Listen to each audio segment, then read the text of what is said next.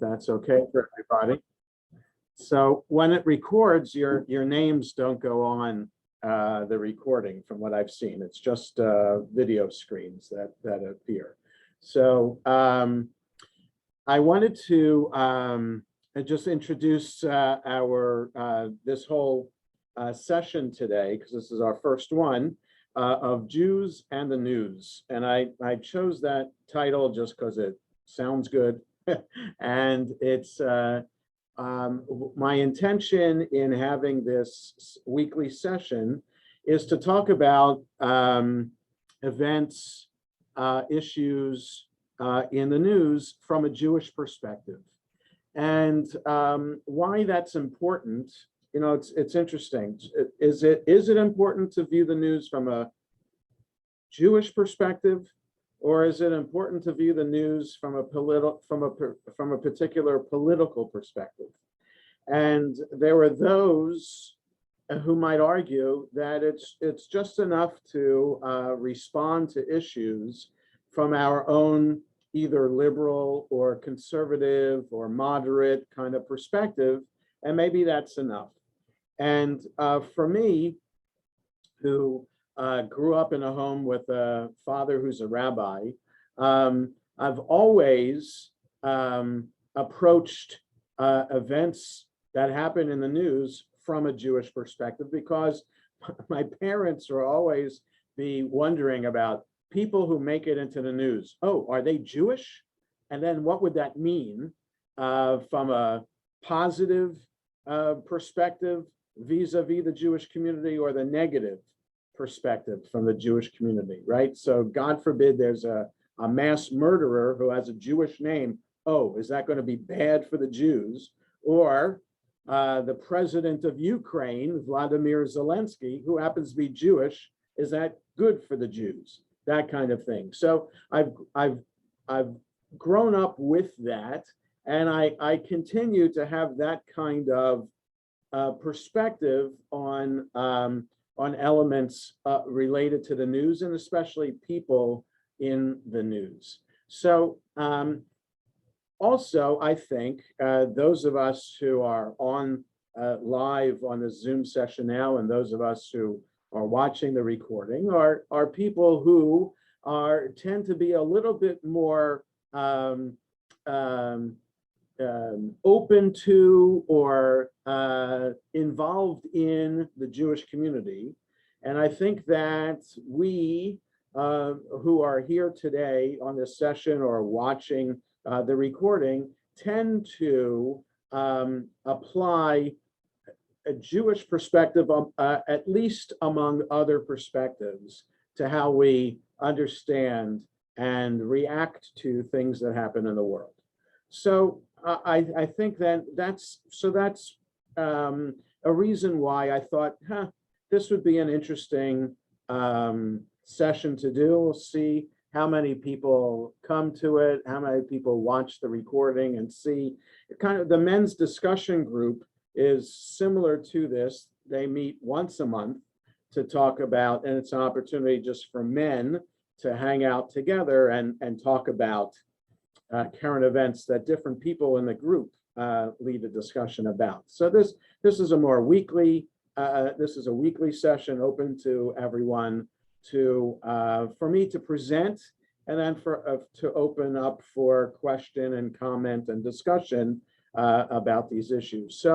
So what I thought I'd start with today is, there are tragically many things to choose from that are happening in the world around us. But the most glaring of all is the war in Ukraine. And there are several elements there that I wanted to talk about and just discuss for a few minutes, and then we can open it up for discussion. So first of all, Jews have lived in the Ukraine, or what is today the boundaries of the Republic of the Ukraine, because borders have shifted over the centuries in Europe, especially Central and Eastern Europe. Those countries' boundaries have shifted, and some countries exist today that didn't exist hundreds or thousands of years ago. But what is today the Ukraine, Jews have lived there for at least 1,000 years.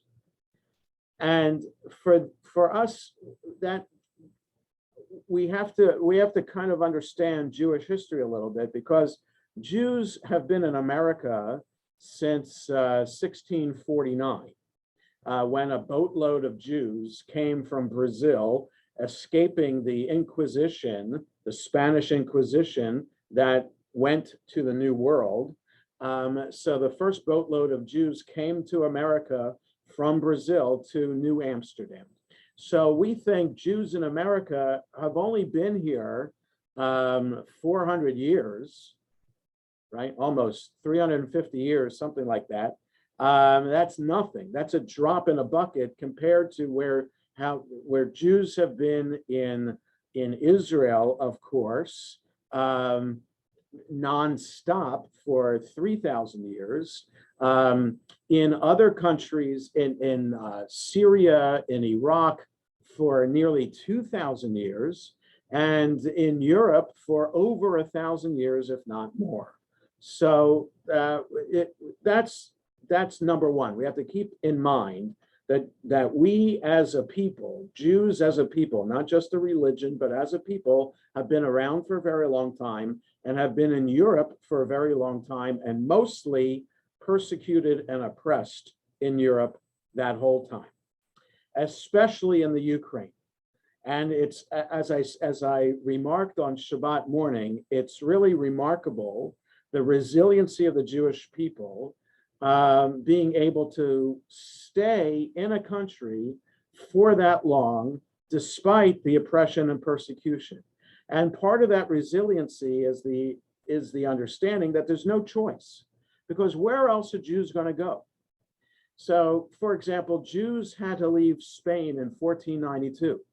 So where could they go? So they mostly went through the Ottoman Empire that welcomed the Jews at that time. So they went to Portugal, that was right next door.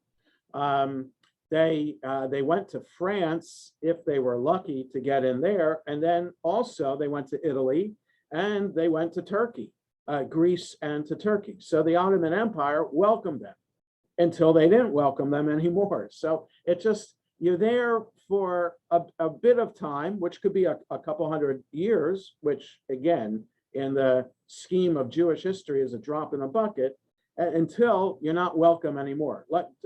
Take a look at England, which kicked the Jews out in the 1200s and didn't welcome them back officially until the 1800s, which calls into question how Shakespeare wrote Merchant of Venice, when about Shylock and the Jewish merchant. How could he write that if there were no Jews around in England at the time? But I'm not a Shakespeare historian to answer that question.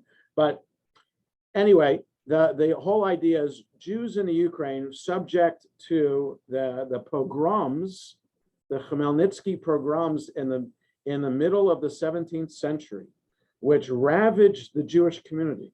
A third to a half of the Jewish community were annihilated by the roving Cossack armies. And so for over the course of a decade or more. So there was that. And then in the 1800s, more persecution. But at the same time, Yiddish was, if you just check just go on Wikipedia, History of Jews in Ukraine, you'll see that Yiddish was an official language in the Ukraine in the 1800s and the 1900s because of how many Jews were there. In fact, on Ukrainian currency between 1917 and 1920, according to that article, there was Yiddish on the currency. So it just shows how many Jews were still living there. And despite that, Yiddish being an official language of the Ukraine, 33,000 Jews massacred at Babi Yar over the course of 24 hours during the Holocaust in World War II, right? So, and then you have Vladimir Zelensky, who's the president of the Ukraine, a Jew, and the prime minister of the Ukraine is a Jew also. The only country outside of Israel where the president and prime minister are Jewish. But they're Jewish basically in name only, because both of those Jews and the other Jews, the 200,000 Jews in Ukraine today, well, and now it's unclear how many Jews are there because there are 1 million Ukrainian refugees as a result of the war. So how many of them are Jewish refugees? I'm not sure. So there were 200,000 Jews in Ukraine before the war started 2.5 weeks ago. That's the third largest Jewish community in Europe, and it's the 5th largest Jewish community in the world. 200,000 Jews in the Ukraine. Before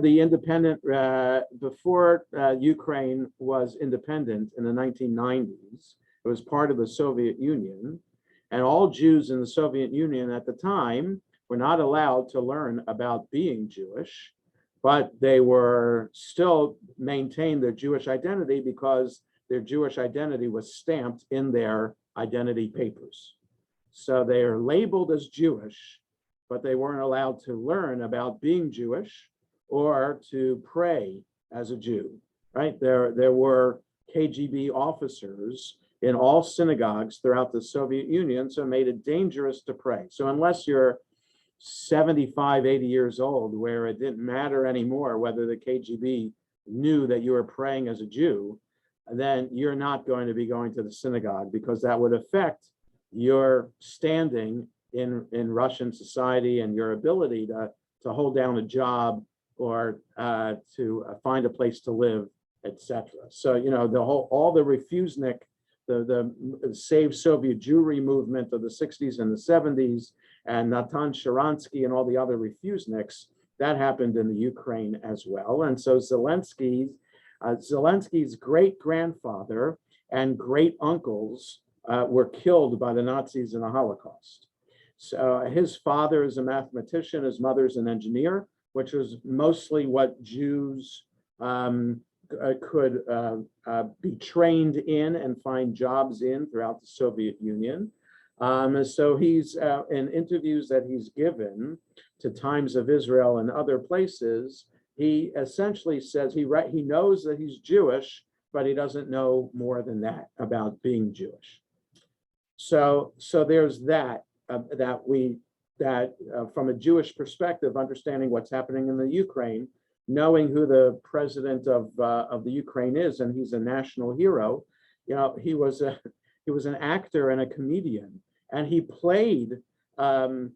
I forget the name of the show, but you can Google. If you Google Vladimir Zelensky, you'll see articles that come up about him from Atlantic magazine, and also an interview that he had with Times of Israel. You can, and when I post the recording of this, I'll post the links to those 2 articles, which highlight that show that he was in which he played a person, an outsider, becoming president of the Ukraine. And then in real life, as an outsider, he became president of the Ukraine. So there are tons of kosher restaurants, synagogues, houses of study, Jewish schools throughout Ukraine today because of the 200,000 Jews that were there. Odessa was a major center of Jewish learning and culture before World War I. So Chaim Nachman Bialik and other people like him in Jewish intelligentsia and Jewish culture, whether literary figures, artists, etc., found a home in Odessa. So the Ukraine has been a major Jewish center of throughout Jewish history.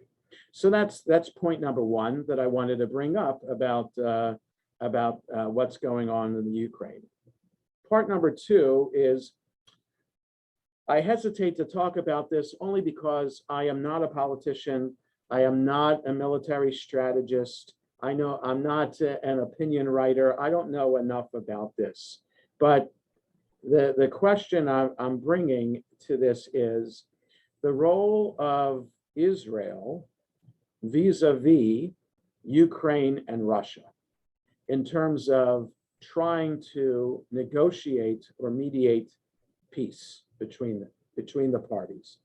If you didn't know, if you only read the Washington Post and the New York Times, I don't think you would know that the Prime Minister of Israel traveled to Moscow and to Berlin on Shabbat just 2 days ago. Okay, so I don't think it was in the Washington Post. I don't think it was in the New York Times. I checked those. It might have been in the Wall Street Journal, but I don't think it was in the others. But I read Times of Israel religiously every day to get my news about what's going on in Israel. I like Times of Israel because it's not the liberal Haaretz and it's not the conservative Jerusalem Post.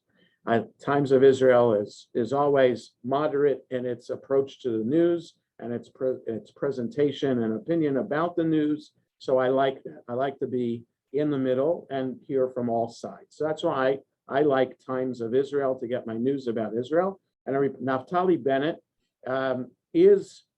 says that he's Orthodox in Jewish practice, and most of the time wears a kippah smaller than this on his bald head. Okay, so all the time. So when he traveled to meet with President Biden last year, the meeting got delayed a little bit, and so it required him and his entourage to stay in a hotel in DC over Shabbat. And there was an article in the Times of Israel by one of the entourage about what Shabbat in the hotel was like, and how they scrambled for kosher food, and how they scrambled to get a Torah in order to have services on Shabbat, etc. So Naftali Bennett cares about Shabbat and is observant about Shabbat. And yet he traveled on Shabbat, which you're not supposed to do. He traveled on Shabbat to Moscow and then on to Berlin to talk with the new chancellor of Germany in an attempt to mediate and save lives. And so we know, as a Jewish concept, pikuach nefesh doche et haShabbat. So that means saving lives overrules Shabbat. So we're supposed to observe Shabbat no matter what, but if someone's life is at stake, and this is why Jewish doctors can work on Shabbat because of saving a life. So my son, who's a surgical resident, works on Shabbat because he has to, and because he might be called to save a life. So Jewish doctors can do that because pikuach nefesh dochet Shabbat. So Naftali Bennett thought that in order to potentially save lives, he should do something to try to mediate. He has offered from the beginning of the war to be a mediator. And because Israel is unique among the nations of having a close relationship with Russia and a close relationship with Ukraine, they can do this. So Israel's close relationship with Russia is by necessity, not necessarily because they want to. Because, understanding that Israel is surrounded by nations that used to be avowedly opposed to Israel's existence, and does not agree with the ceasefire. It's still technically at war with Israel. So yes, Israel's at peace with Jordan and at peace with Egypt, and the peace is better now than it has been. It still technically is at war with Saudi Arabia, though that is getting better. So that's a neighboring nation. It's at war with Syria and Lebanon. And Iran is in Syria and Lebanon, and Russia is in Syria. So now the Times of Israel also reports bombing raids that Israel's Air Force does in Syria. And Israel can only do that in coordination with Russia, because Russian troops are in Syria, and Russian anti-aircraft missile batteries are in Syria as well. So Israel walks a tightrope in its relationship with Russia in order to protect itself from Syria and Iran. Okay, so Netanyahu, when he was prime minister, had to play this game with Russia, and Naftali Bennett keeps it going. So does that mean that Israel's friends with Russia? You know, Naftali Bennett, Netanyahu, always smiling, shaking Putin's hand, and Putin is smiling, shaking their hands. What does that mean? I have no idea. It's beyond me. But from a Jewish values perspective, is it appropriate to have relations in this way with a leader of a country that's clearly a dictator and clearly is opposed to human rights? And we can ask this question about Israel's close relationship with China. China that is really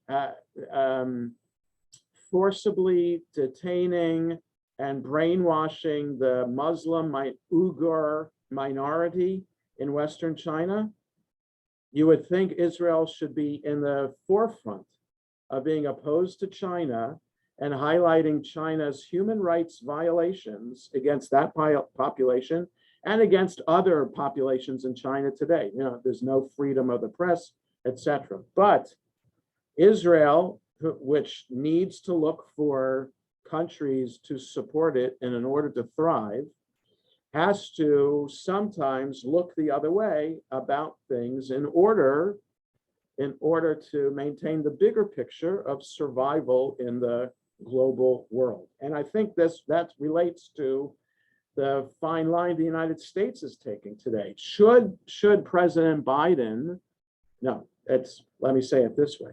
President Biden made it very clear in the State of the Union address and keeps on making it clear that we will do everything in our power to protect NATO nations, right? So that is very clear. Ukraine is not NATO. Ukraine wants to be a member of NATO, but Ukraine isn't. So right there saying we'll have troops on the ground if Russia invades NATO, but not in Ukraine. So again, I'm walking the fine line here with politics, and I don't know enough about politics to talk about this, but just in relation to Israel, which is the Jewish perspective on this, how do you walk this fine line of knowing that your country's survival is at risk, depending on how you, as a country, respond to Russia, right? So that's an important concept. Saving your life, saving your own individual life. You do everything you can to save your life, which by extension means your country's life, at the risk of perhaps ignoring some glaring human rights, social justice issues. So is that right for Israel to do that? So there was something on that I saw on Facebook today of a cartoon, a political cartoon of Naftali Bennett speaking at a podium with his hands tied behind the back. And his shadow on the wall is the typical picture of an Israeli. The Israeli with the kova tembel, it's called, you know, that triangular kind of kibbutznik hat on his head with the flag of Ukraine flying. So Naftali Bennett, the shadow on the wall is the picture of Israel holding up a flag of Ukraine. So meaning that the people of Israel, the entire country of Israel, supports Ukraine. How can you not support Ukraine in this struggle? How can you not support Ukraine with a Jewish president? That's what Israelis would be thinking too. How do you not support Ukraine with all these refugees, including thousands of Jews too? So Israel is sending over this week army field hospitals to help with the crisis there. But what else can Naftali Bennett do to ensure that Russia doesn't attack Israel through Syria, right? In other words, not being able to cooperate with it, not willing to cooperate with Israel anymore as Israel protects itself from Syria. So that's a major, major concern that Naftali Bennett has. So there's that from a Jewish perspective, we have to understand there's no answer to this. There's no easy answer to this, except how Naftali Bennett is trying to mediate peace. And that, so perhaps it may work. You have to try. And so with his unique relationship to both parties, to Putin and Zelensky, maybe Bennett can be trusted, and maybe something can come of that. The other thing about this is just a couple of things here about refugees and what our positions should be Jewishly about going to war when a nation is attacked. So there are two concepts, one from the Torah, one from rabbinic literature, that help guide us in how we're supposed to respond and be advocates for justice. So there's a phrase from the book of Leviticus, which is al ta'amod al dam reyecha, which literally means don't stand on your fellow human being's blood, which is an odd kind of statement, but which is always understood to mean if your fellow human being is in trouble, you're supposed to advocate for them, help them, save them. Not putting yourself at risk, doing whatever you can while not putting your life at risk to help somebody else. Okay, so that's a Jewish concept that goes back to the Torah. We can't stand by when something is happening to somebody else. So there's always reports. There was a classic case in New York City back in the 50s or 60s of a woman who was being raped and in an alley outside an apartment building, and so many people were listening to this happen, and not one person came to her rescue. And there was a case just this year on a bus in Philadelphia that a woman was being attacked, and there are other people around and not doing anything. That is not the Jewish way to act. Okay, so the Jewish way is to try to intervene safely, but still intervene to help somebody else. So that's on an individual basis. And then the argument would be there for country as well. So if the America is based on biblical concepts, right? The founding fathers of America in the 1700s, you saw the Jewish Bible as well as the Christian Bible as a source for their values, right? That even like the Haggadah that I use for Passover has a picture in it of a proposed logo for the United States that Benjamin Franklin proposed, and that was Moses leading the Israelites through the splitting of the sea. And that's what the American Revolution meant to the founding fathers, right? So the Jewish Bible was a source of values for our country. So why aren't we doing more to physically get involved there? And again, this is beyond me, but there must be some military and political strategic issues at play that would perhaps, if we did intervene, we as America and our NATO allies, then perhaps this could lead to even greater bloodshed and greater maybe World War III.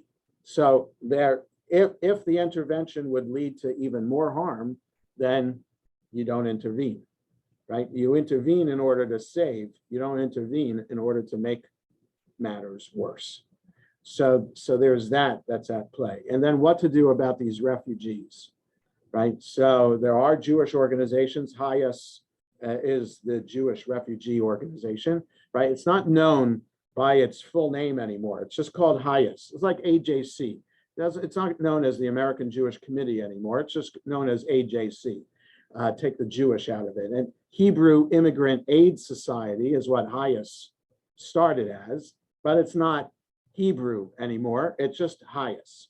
So it works to save all refugees, not just Jewish refugees. And it works in partnership with other refugee organizations. So HIAS works with the Lutheran Refugee Aid Society, whatever it's called in America, with Afghan refugees that come into our country. So HIAS works in partnership with a lot. There's also the Joint Distribution Committee that works in Europe with impoverished Jewish communities throughout Europe. And I'm sure HIAS is working with JDC and other refugee organizations to help them. There's a question, though, about helping these refugees, because it's fascinating.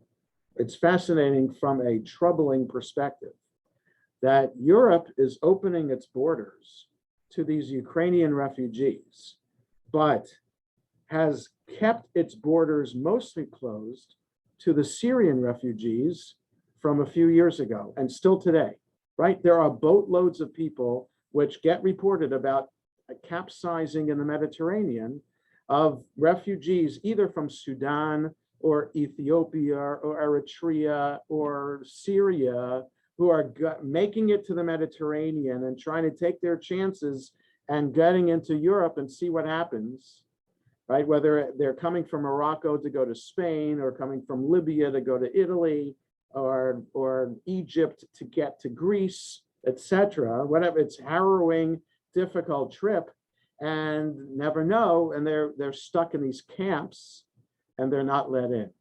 So why is that? So again, I'm not a politician, but perhaps part of this has to be, well, the refugees from Africa and Syria are a different religion and a different color than the refugees from Ukraine, right? Refugees from Ukraine are Christian for the most part, and if they're Jewish, they at least look white. So that may be the board. So I just raised that question. Am I wrong to raise it? Am I wrong in my evaluation of it? I'm not sure, but it's worthy of asking why Germany is opening its borders and Romania and Moldova and Poland to these refugees, but those very same countries have their borders closed to Syrian, Afghan, and African refugees. So these are the issues I wanted to bring up today from as we think about this from a Jewish perspective. And anybody have any comments or questions to bring up? Yeah, go ahead, Robert. In terms of why they're so accepting of the Ukrainians, yeah, you know the expression "there for the grace of God go I," because they're all former Soviet satellite countries. Okay. Yeah, but so yes, for Romania and Moldova and Poland, but Germany, I think, also is opening its borders. Yes, East Germany was a former Soviet, right. But yeah. So I think that, yeah, so the question is there about whether England or France, who are much further away from the conflict, or Italy would open their borders. But yeah, so those immediate countries there, yes. So I get your perspective, Robert, absolutely. But, you know, Hungary, right? Weren't some of these Syrian refugees trying to get into Hungary? Across the Austrian-Hungarian border, and that border was closed too. So, you know, so it's a question. It's a question, and I think it's a question that we should ask of ourselves, right? Israel's letting in Ukrainian refugees as well, and of course, their priority is for Jewish refugees. So if these Jews are leaving Ukraine and get into Poland, Romania, Moldova, which are the bordering countries, and can connect to a Jewish organization there, they can get into Israel, and that's where they know that they can go. By the way, related to Zelensky, a lot of Jews from the former Soviet Union, once they were allowed to leave, 1.5 million Jews from the former Soviet Union made Aliyah. And Zelensky had the option to do it and chose not to, Zelensky and his family. But he has many friends and family, by the way, that live in Israel, who left at that time in the 90s to make Aliyah. So Yeah, so there's that small part of the greater refugee problem, right? So Israel's role in trying to save Jews and Israel's role in saving other non-Jews in the process of helping refugees, right? So Israel's always there when there's a hurricane, where there's an earthquake, always there, goes to Haiti, goes to other places, offers its assistance to other countries and countries that it's technically at war with.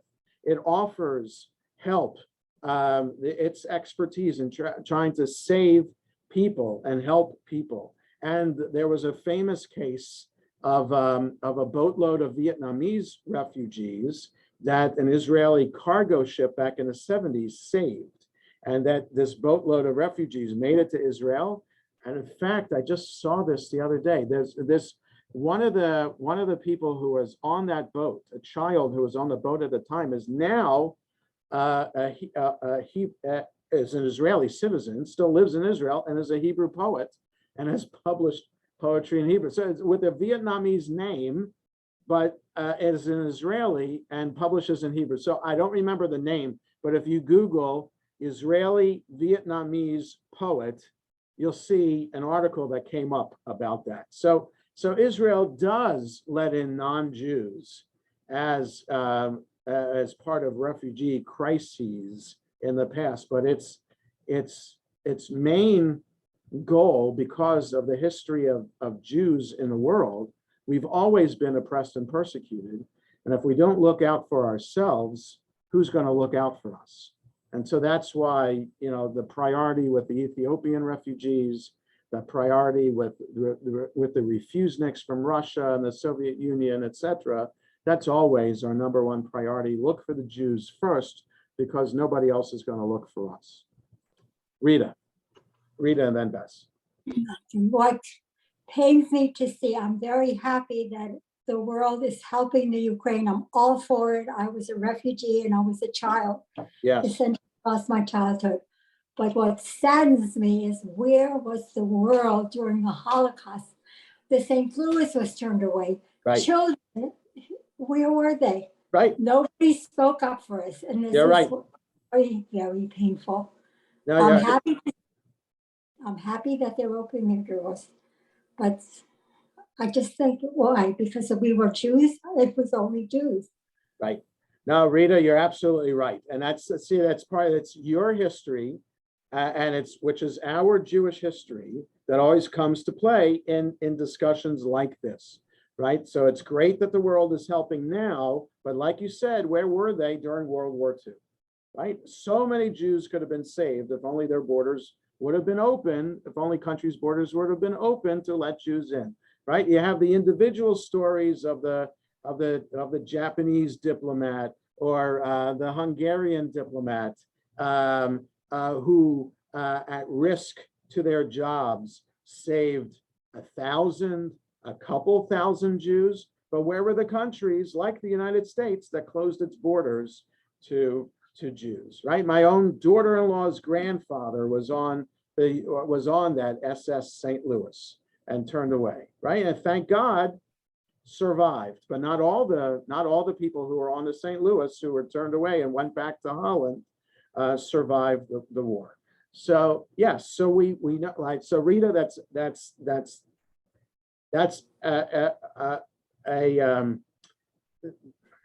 I don't know the right adjective for it, but it's the troubling, it's the heartrending understanding of but perhaps the lesson that the world has learned from World War II is not to be like that anymore. Perhaps. So that, okay, so maybe partly the world has learned its lesson from World War II and is partly more open to refugees. Yes, so America is open now under a Democratic president to letting in Afghan refugees, which it wasn't open to before for 4 years under the previous president, right? But even the president before, Obama, did narrow how many, the number of refugees allowed into the country. So it's a constant battle that refugee organizations face, how to help these people. where to send them, and how to help them. Bess. What Rita brought up, the Evian conference, here was an opportunity for the whole world to be together. They were together, and except for Costa Rica and Dominican Republic, unanimously rejected them. That's on right. the one hand, but I'm saying now what has happened is that they say that the refugees in Ukraine see Israeli representatives standing at train stations taking in Jews, and people are wishing that they had Israeli or They were Jewish. Right. That's what Right. a contrast. I mean, that's Well, something. yes. I also And- want to. Yeah, so but then there's also a risk in that too, and that maybe these organizations are risking just taking Jews and not all, right, at the risk of anger and violence on the ground there. So you have to be very careful in the work that you're doing, and hoping that they're working alongside other organizations, that the Jewish ones shouldn't be the only ones, and so that only Jews aren't being saved. There should be other organizations so that others are being saved and helped too. So I've read that others were accepted. right. I don't know So if how- that's happening, then I feel okay about Israel being on the ground there, and HIAS and other organizations on the ground to help. So yes.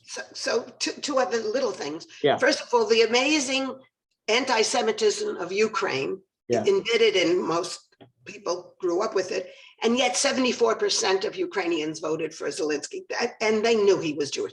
Amazing Right. to me. Right.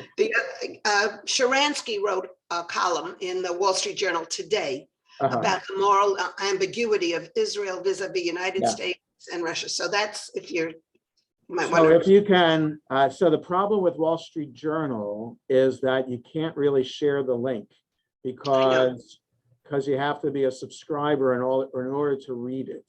So I wonder, Bess, if you're able to paste it. if you can copy it and paste it and maybe send it out that way, so people don't have to go to Wall Street Journal, but you've already copied and pasted it. I can photograph or scan it. I can try. Because if you send it to me, okay, if you can, if it is, do it that way, then I can send it out later today when I send out the recording today. So I'd be interested to hear what Sharansky has to say about it. He's a former member of the cabinet of Israeli government and head of the Jewish agency. So, he knows from the inside what Israel has to do and the fine line that it's walking right now. So, and though he's just a private citizen now, he knows he has to be careful in what he says, and not criticizing Bennett in any way. And I think people in Israel recognize this as well. They know that, that if you make Putin angry, anything can be raining down from Syria. And if it rains down from Syria, the entire country of Israel is at risk. Because that's how close Israel is to Syria, right? Not just Kiryat Shmona, which is just a couple miles from the border. I mean, Haifa, Jerusalem are in reach of Russian missiles from Syria and Tel Aviv. So it's Israel's life is at stake in how it deals with Russia. Okay, it's not just, I'm not just saying it as words, it's real life, what Israel has to deal with, and every Israeli citizen knows this.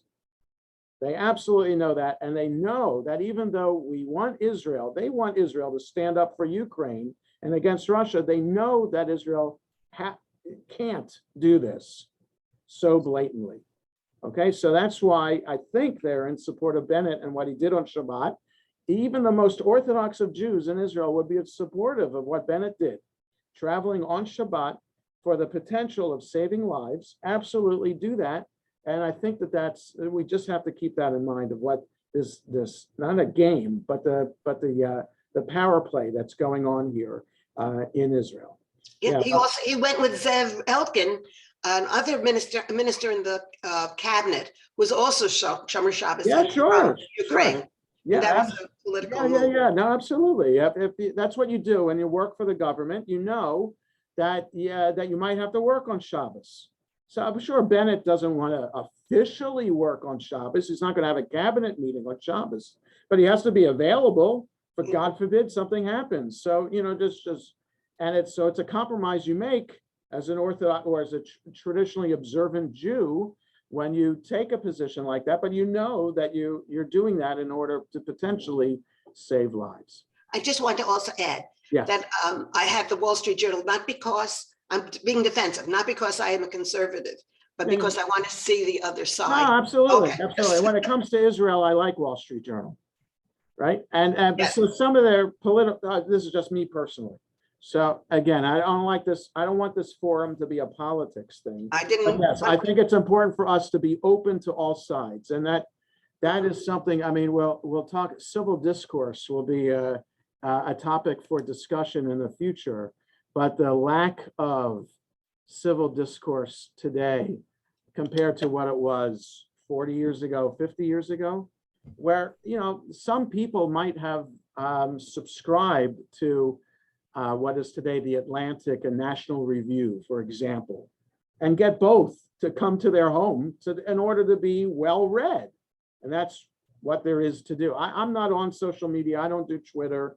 And I'm on Facebook just to see what's new in people's lives, not to comment on posts. And if any of my friends on Facebook start being political, I hide their posts because I just don't want to get into all that. But people who are in it, the way the algorithm works for Twitter and Facebook is you only see things that you like to see.